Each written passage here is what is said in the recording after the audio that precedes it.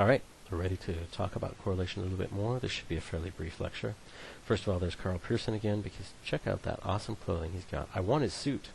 I also, I want to be all awesome so I could wear it. So how big is a big correlation? Now, this is kind of hard to determine. We have benchmarks and stuff like that, but it's hard to determine because R is not linear. As R goes from point 1 to point 2 to point 3, you don't have a proportionate, you don't have a directly and uniform proportionate increase in the actual strength of the relationship it represents.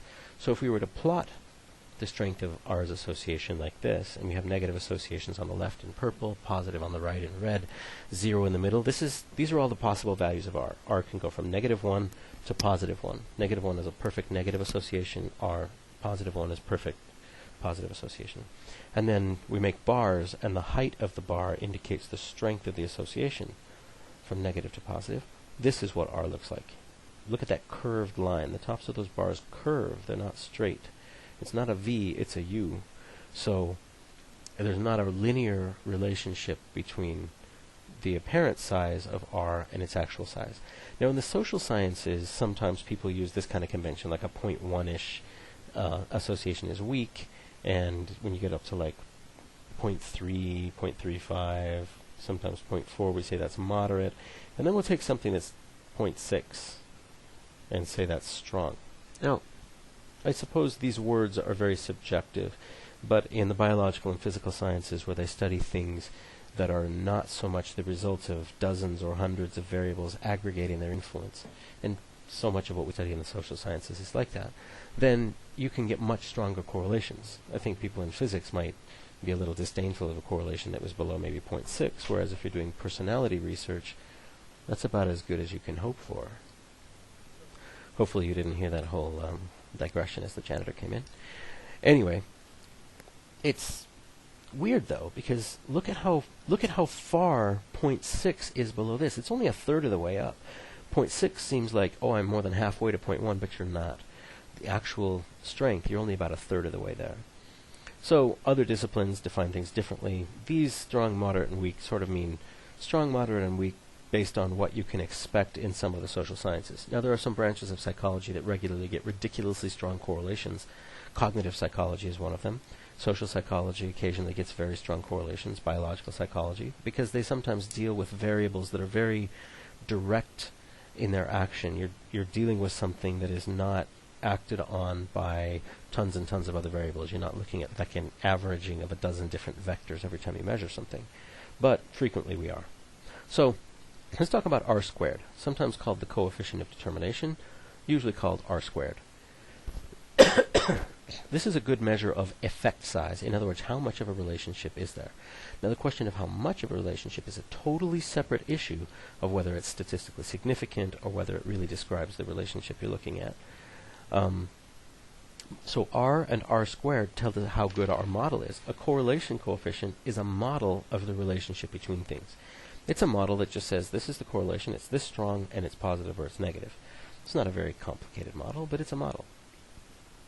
So this, the correlation coefficient, tells us how good our model is. It's both our model and the goodness of our model.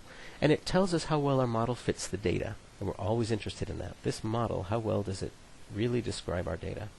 But it's hard to interpret because of that nonlinear thing. R squared, it's the same thing, just squared. So we haven't really changed anything. It's just a transformation of it. It's like R with a hat on. It's like you put on glasses, now R is R squared. It didn't change who it is. But it's much easier to interpret, and it's very easy to calculate. You just square the R value. And it's an easy to understand measure of how much association there is. So frequently we use R squared to remind ourselves of how much things are happening. Now with numbers that are less than 1, when you square them, they get even smaller. They get closer to 0. So R squared values are embarrassing. You say, I have a 0.6 correlation. Wow, that's so strong. And then somebody says, what's the R squared? And you say, oh, 0.6 times 0.6 is 0.36.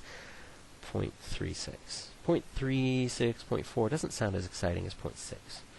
So let's talk about how we interpret R squared and how we understand correlation coefficients in general. There's always variability in one of our variables. Now y is the one we're always interested in. We love y. So we describe this variability with standard deviations or variance. Those are variability measures. So variance the variance of y is variation in y, variability in y, differences in individual differences between the different observations in y. We've been dealing with that up until now. We called it x, but it's whatever. Doesn't really matter. It's a variable. And y is the variable we're really concerned with when we have two variables. We love y. Why? Why isn't every observation the same? Now, if every observation is the same, like you can say, uniform wearingness of state troopers on the job, that is not an interesting variable because the answer is yes for everybody. It's 1. Or you can say, amount of being alive of all the people in this room. Well, the amount is alive. There's no variability in that. Well, you could say some people are a little more dead, but technically no, they're alive. So there's not much variability in certain variables, and we're not interested in that. We need variability or variance to explain. Variance is where science happens. If there's no variance, there's nothing to explain. Nothing is happening. So why isn't every observation the same? Why is there variability? That's what we're concerned with. We're always concerned with explaining variability. Well, a partial answer can be because of x, because of this other variable. I mean, if there's a correlation between y and x, then x is explaining some of this variability in y. Let's see how that works a little bit. R squared, the interpretation is that R squared is the proportion of variance in y that is explained by x, or more technically, by the x-y relationship, by the correlation, the relationship between x and y. Sometimes correlation as a word means the relationship in an abstract sense, but sometimes correlation means only the correlation coefficient, the number. So I'll try and be precise, but I slip, as most people in this field do. So let's start this over again. Let's say this is y right here. This is y, just dots on a number line. So here are dots on a number line. We can plot the mean of y. The mean of y is now our model of y. A mean is a model. This is an odd thing to think of, but if you think there's a model citizen in your group, that's the citizen everybody wants to be like. Or if you say Joe Plumber is a model of America, that means he is the average. He represents the average American. So a mean can be a prototype. It's a model. It's a model of the entire data set. Not a great model because it's not really close to everything. It's a good model for these points here, but it's not a very good model for this stuff up here, but nothing's perfect. But that's our best model. And from that model, we can say how typical, or how good is that model? How far, on average, are our observations from the prototypical observation that we've come up with? We use this formula to calculate. I mean, how far is everything?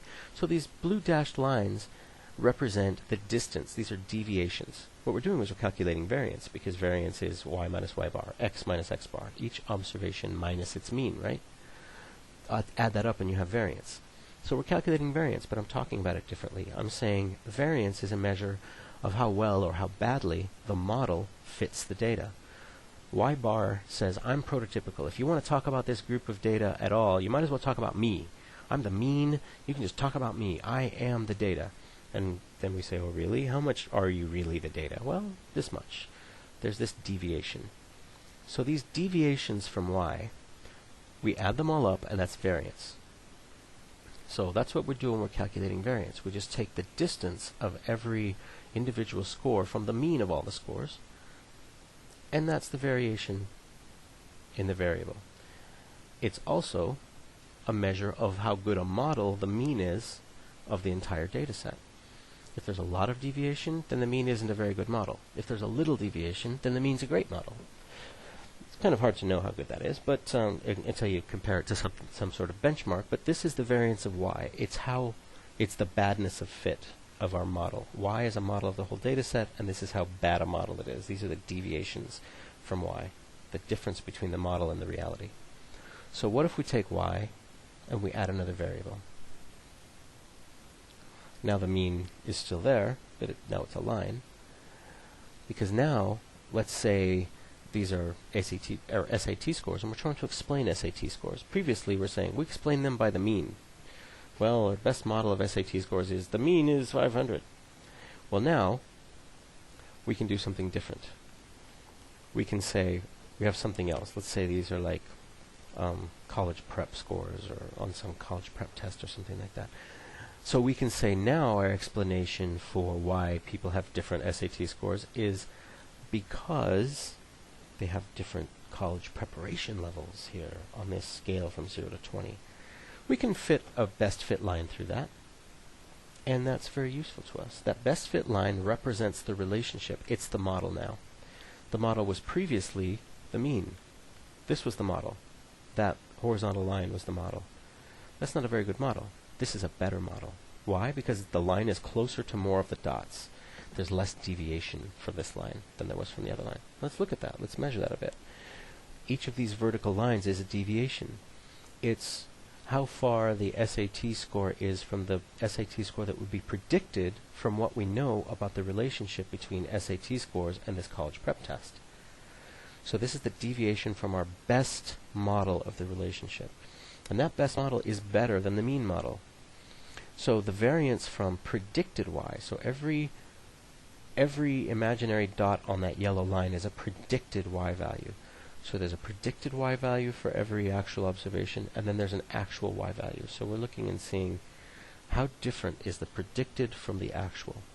Same as what we did before. Before we had difference from the predicted y, but our best predicted y was the mean of y, and the differences were large. Now the differences on average are smaller, and that's the variance from predicted y. That's the deviation from our best model, or deviation from the regression line. Now these blue lines, I just copied and pasted and took the arrowheads off of them. That's the added up variance of y. This is the deviation of the variance from the mean of y.